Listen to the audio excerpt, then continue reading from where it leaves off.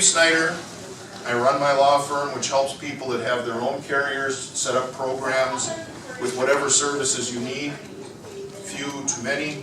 And I run an agency that's full service, so that if you want someone to help you through the entire process, you have that ability. I, as I said in my little blurb at the beginning of the day, started out life as a high school teacher. So I am not going to try to sell you on my agency. I'm going to try to educate you about how to pick an agency. And in the process of educating you on what questions to ask all of these agencies up there, I think my agency, IARC, comes out looking good. All right, maybe I'm going to try to sell you just a little. But how do you pick an agency? The first and most obvious thing is, how much does it cost?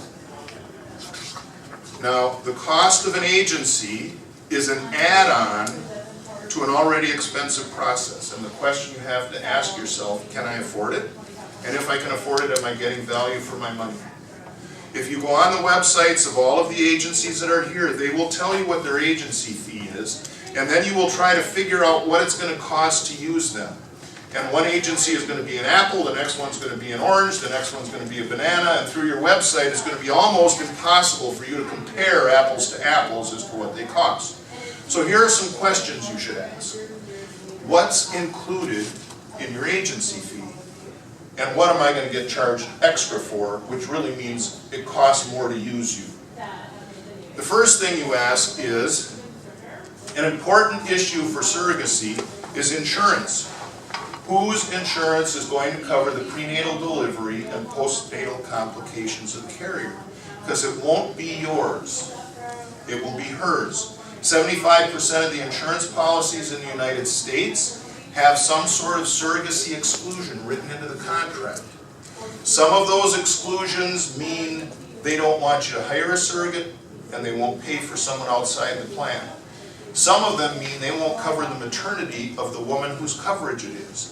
They're all different. Some of them are clear, some have the exclusion in the maternity benefits, some in the infertility benefits, some in the general exclusions, some just say surrogacy, some say surrogacy and maternity benefits. Some of them are clear, some of them are ambiguous. You need to have someone do that insurance review.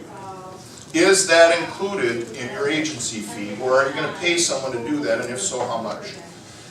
The next thing is that the agency will facilitate the drafting of a gestational carrier agreement or a surrogacy contract.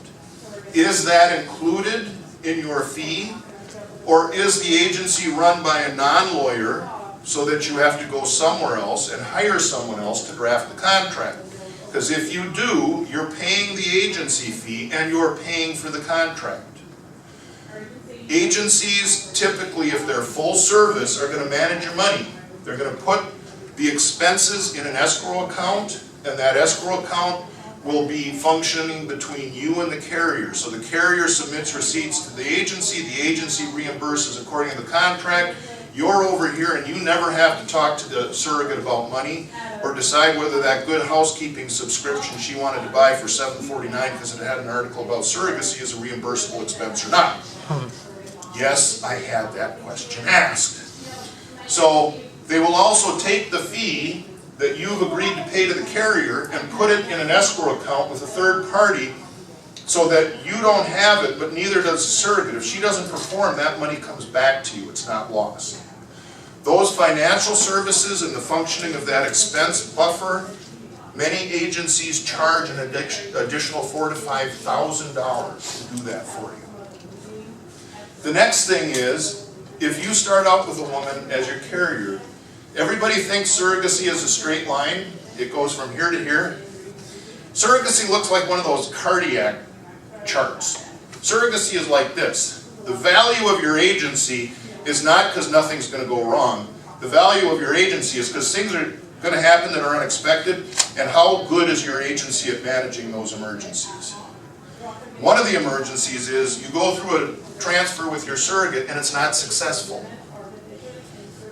The doctor says her uterine lining didn't thicken up, you need to find a different surrogate. Some agencies are going to charge you $5,000 or more to match you with another surrogate, because they say, we had to screen that surrogate, so we're going to charge you again.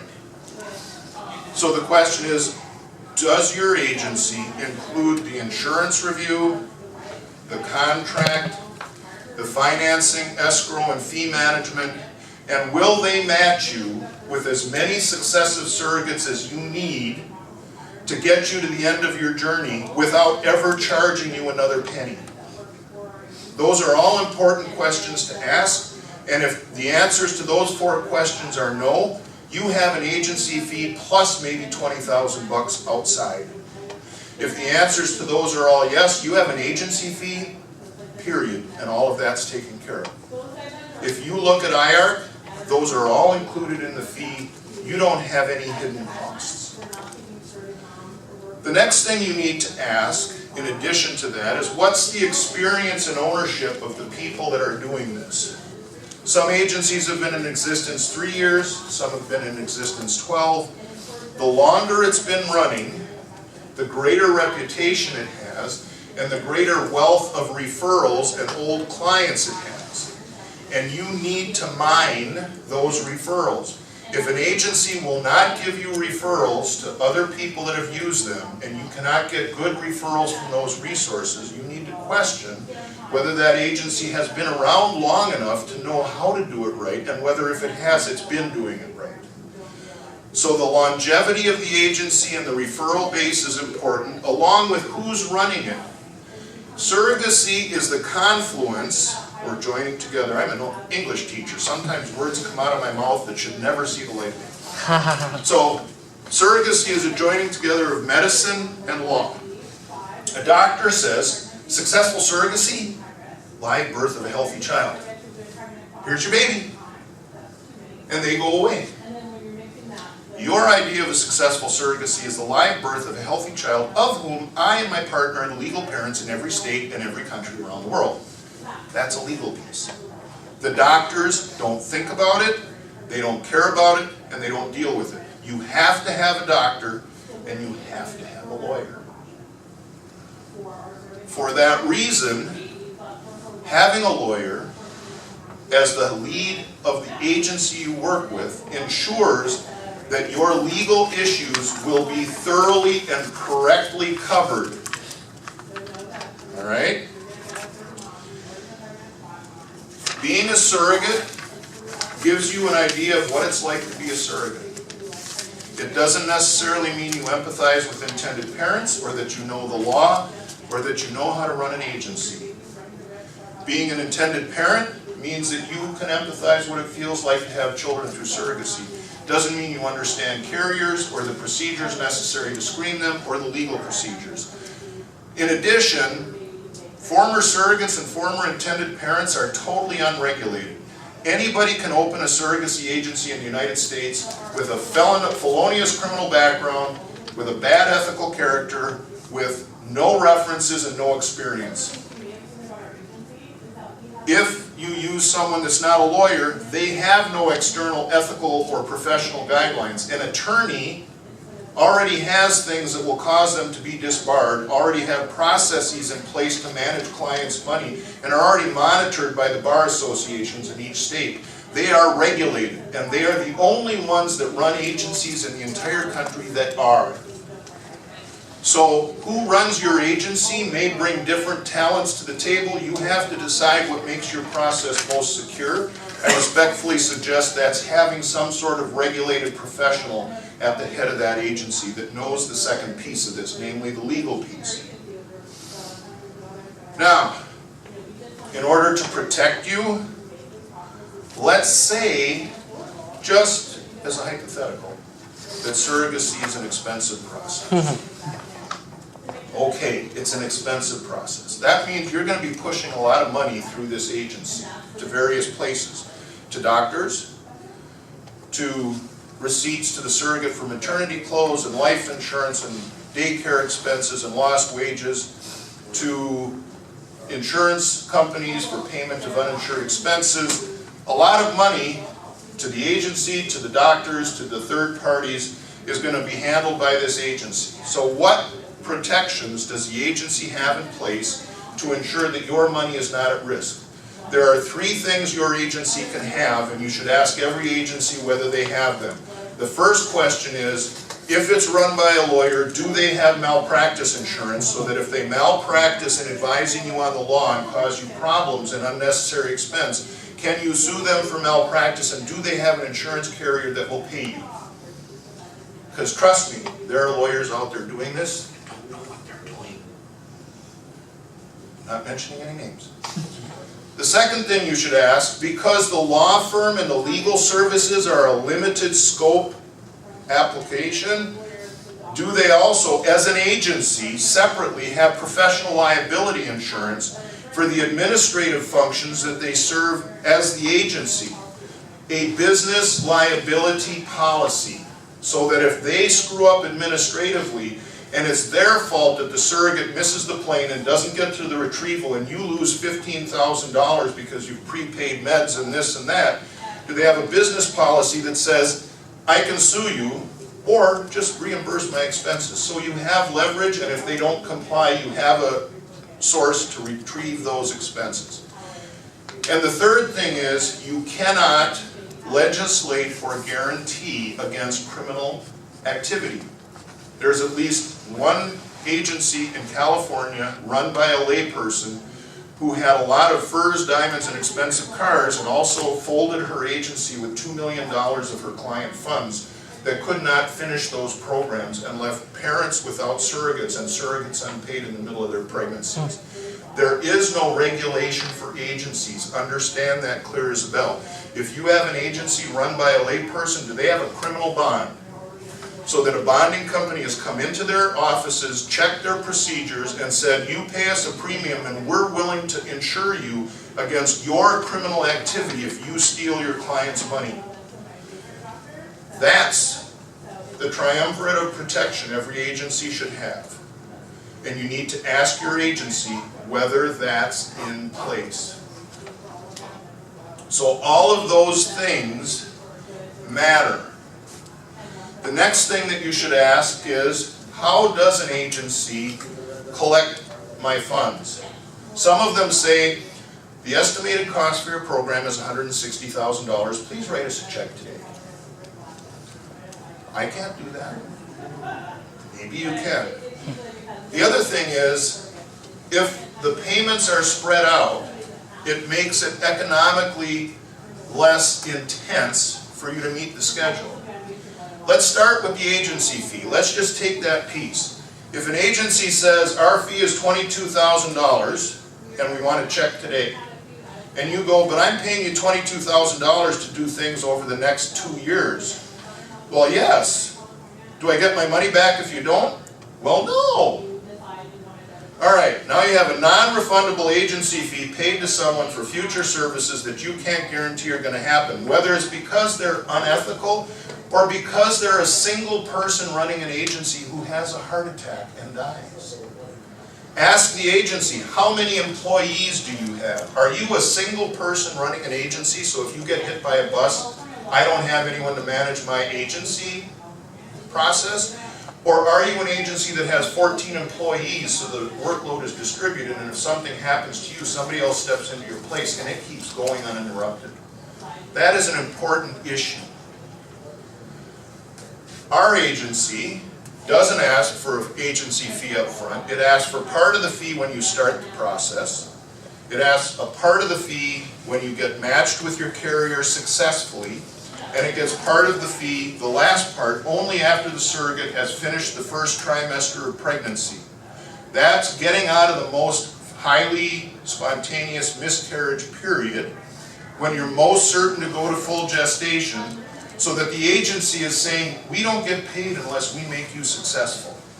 And if an agency isn't partnered with you like that, you may not have someone that's invested in you as much as in getting their money. In addition, there are ways to spread the cost of the surrogacy out. When you sign up with an agency, you don't need to pay the carrier's fee into the escrow until you're matched. So if you wait until you sign a contract with a carrier, that defers a payment of her fee and certain other expense account amounts to a later date. You have to pay the IVF fee, but that's not going to be payable until after you're matched and contracted. That may be a period of several months. They don't need to collect that fee up here. They can collect that fee when it's payable to the clinic. You will have to pay for parentage proceedings to get your names on the birth certificate. Because you may be surprised, but women that give birth in this country generally get their names on the birth certificate, because that's the only way it used to be able to happen. Well, we've changed that now, so we have to go through legal proceedings to vary that, because the law is behind the medical procedures. So all we need to ask is, when are the parentage legal fees due?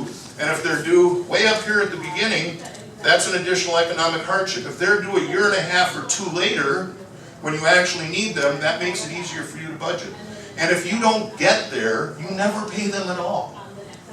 So you have to ask how they charge and spread those payments out to make the process economically accessible to you.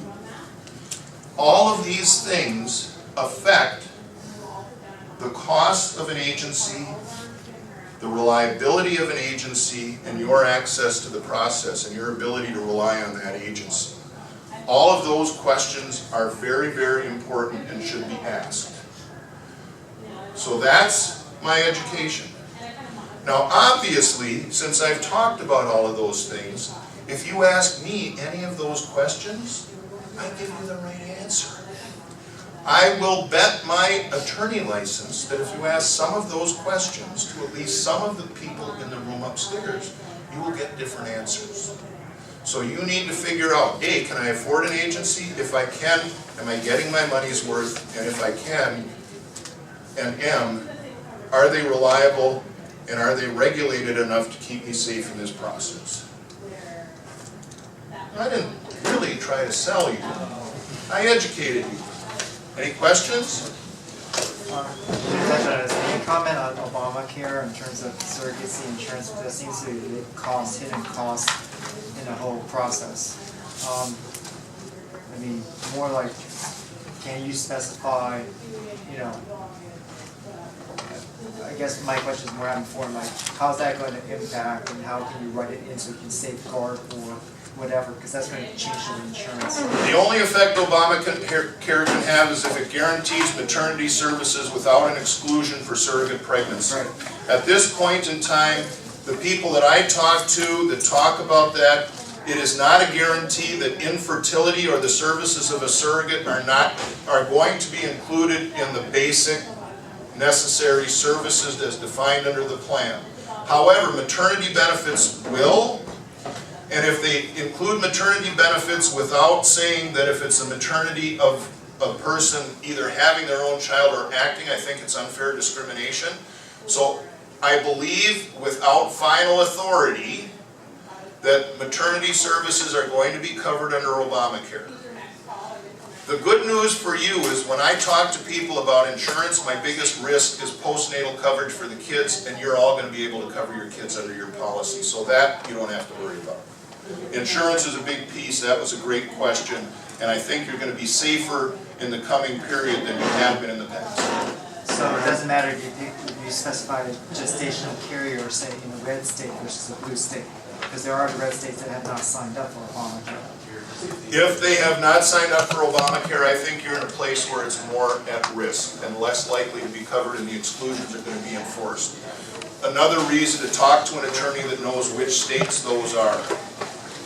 All right?